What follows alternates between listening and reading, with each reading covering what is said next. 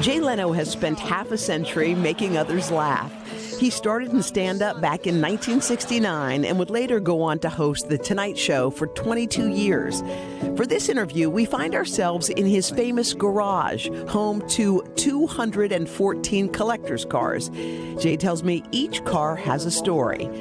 But today, we're sitting down to tell another story as he peels back the curtain on life at home with his beloved Mavis. When you guys first met, I was just reading some stuff about you. She was crazy about you. She talked about how gorgeous you were, but she also said she never wanted to get married. She was a big feminist, but somehow being with you felt like home.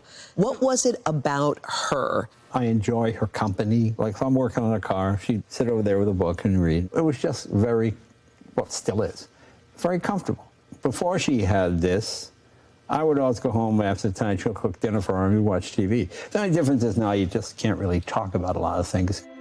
Conversations are different because Mavis is living with advanced dementia, a condition she was diagnosed with after years of worrying symptoms. What do you guys talk about, like the conversations that you have these days? Well, I mean, the conversation, it'll be, she'll point something and say something that doesn't quite make sense, and I go, no, it's good, honey, it's all right. You know, you hear a noise outside, what's that? You know, no, it's fine, you know. I sense she wants to be reassured that everything's okay. Everything's okay.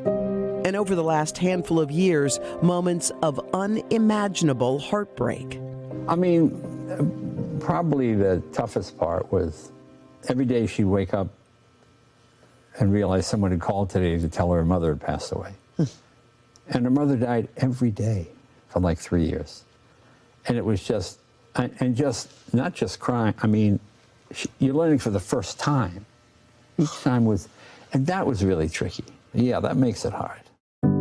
As Mavis's caretaker, Jay provides not just love and reassurance, but he also tries to maintain a sense of normalcy. Does she enjoy a good meal? You know, her appetite's really come back. I wish I could take her out and go out to eat and do things like that. But you can't really. I mean, we'll get some help. We'll take her out the car and we'll drive around and look at stuff. And she likes that. But yeah, I mean, I feel bad. You reach this point in your life where she loves to travel. So I'm sad that she can't do those things. But, you know, there's so much stuff on YouTube, the travel stuff, and we watch those things. And, you know, the animal shows. And real big with the flashcards. Oh, yeah? Well, not flashcards, but see this picture? See this picture? Who's that? That's President Obama. Oh, I never met him. Yeah, honey, we had dinner with him at his house, the White House. And it'd be a laugh. Mavis, in her own right, has an incredible body of work. An activist and philanthropist, she was nominated for a Nobel Peace Prize in 2002 for her work supporting women in Afghanistan under the Taliban. You know, it's interesting because she strikes me as a fiercely independent person. Well, actually, you know, that's part of it because now she really needs me, and I like that. And I can tell that she appreciates it. And the idea that you get married and you take these vows, nobody ever thinks they'll be called upon to act on them. You know, you know that part through better or worse. But even the worst is not that bad. You still making her laugh? Yeah, yeah. What does that? Last night I said to her, guy goes to the doctor. Doctor says, what's the matter? He goes, when I press here, it hurts. When I press my shoulder, it hurts. When I press my kneecap, it hurts. And when I press my rib cage, it hurts. Doctor says, you got a broken finger. You know, she really laughed at that. What strikes me is Jay makes a decision each day to shift his gaze to the positive. If I was a doctor, I would say, oh, the patient is doing well, put it that way. Does she bring up stuff from like when you guys were younger, when you were dating? Oh yeah, we always do that, you know. When I'm carrying her, carry like in the bathroom, we do this, and I call it Jay and Mavis at the prom, you know, high school, you know. So it's just like, you know, back and forth. And she, you know, she thinks that's funny. But by the way, yeah, that's it. No wonder why she's calm and feeling loved and all those things. Because that simple act of taking your wife to the bathroom, yeah, you know, it's not the most romantic thing, really, when you think about it. But Jay and Mavis going to the prom sounds pretty cool. These days, Jay finds small pockets of time to perform. Comedy has been obviously the through line throughout your life.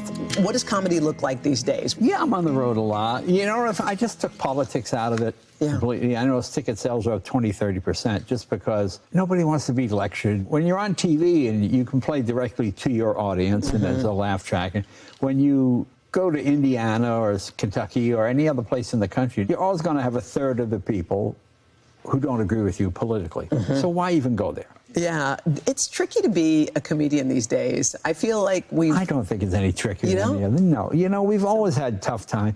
Things are actually, it's not that it's better now, but the thing I find fast, stuff that used to be the law is now against the law. And that's great. Yeah. Because the old day would just be, boom, that's it. That's it. So do you feel hopeful about where? Yes, I'm very hopeful. Yeah. I am optimistic because ultimately it's a bit like a donkey. Sometimes you got to hit it in the head with a 2x4 to get its attention, but eventually it'll listen.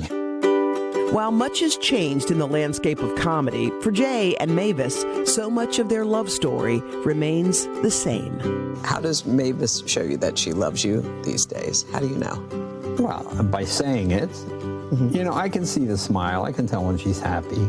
So, and that's really it. And that, as someone who's in show business, I go home and I get an audience reaction every night. I please the person I'm entertaining. And when she looks at me and smiles and says she loves me, I melt. I mean, when you think about Jay, this is so interesting because he is such a glass half full person. And he kept repeating, he's like, this is the first time she's ever needed me.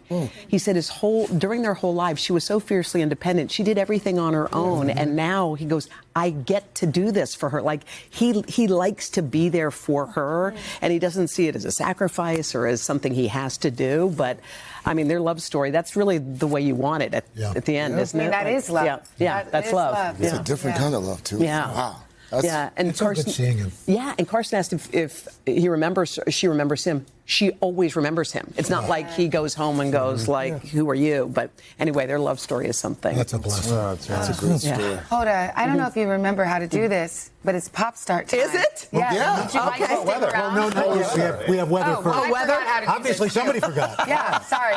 I don't remember how to do that. I do it. It said stick around for pop start. You have to know. Then I forgot it was weather. And we also have to mention, of course, the full conversation on making space. Oh, yeah. We're going to have the whole thing with Jay on there, too. So get it wherever you get your podcast. Hoda, can you just do the rest of the show? Because I forgot how.